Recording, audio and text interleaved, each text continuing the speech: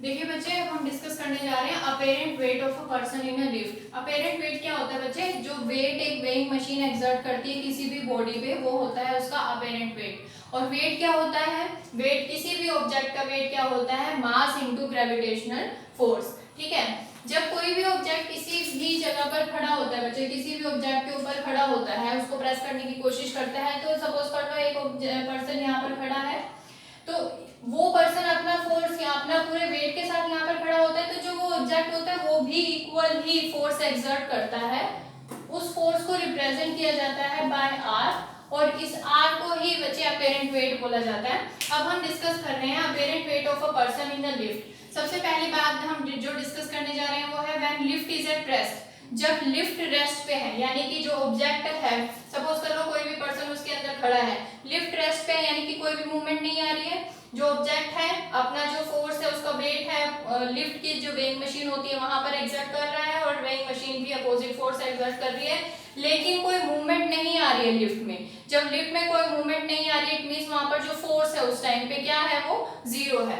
यानी कि अगर हम दूसरी वर्डिंग में बोलना चाहें तो यहाँ पर जो हमारा अपेरेंट वेट है वो हमारे एक्चुअल वेट के इक्वल है, और अगर हम इसको बोलें तो r minus m g is equal to zero. ये जीरो क्या है? ये जीरो ये रिप्रेजेंट कर रहा है यहाँ पर कि कोई भी फोर्स वहां पर नहीं अप्लाई हो रहा है, जिसकी वजह से जो नेट फोर्स है वहां पर क्या है? वो जीरो के इक्वल है, और हमारा जो अपेरेंट वेट है वो एक्चुअल वेट के इक्वल है।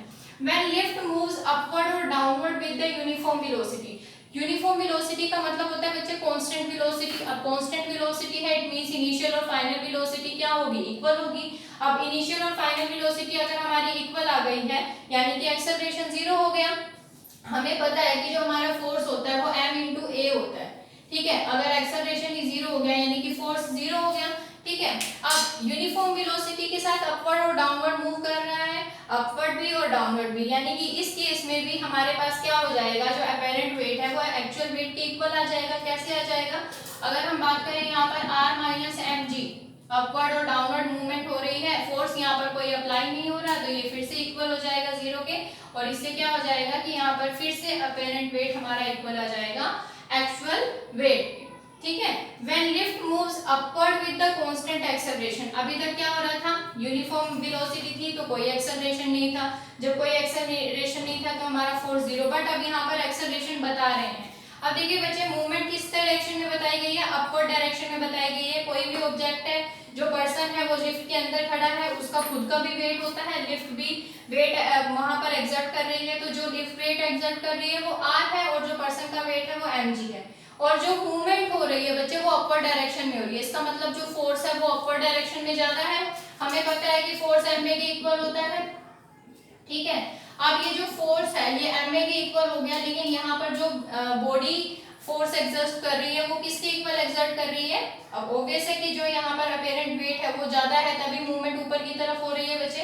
तो इसका मतलब r minus m g, greater में से ही हम लोअर को माइनस करते हैं, तो r minus m g is equal to ma। ठीक है, तो यहाँ से क्या हो जाएगा? क्योंकि हमें अपेरेंट वेट निकालना है, r is equal to ma plus m g हो जाएगा बच्चे, और r इज इक्वल टू m into a plus g हो जाएगा।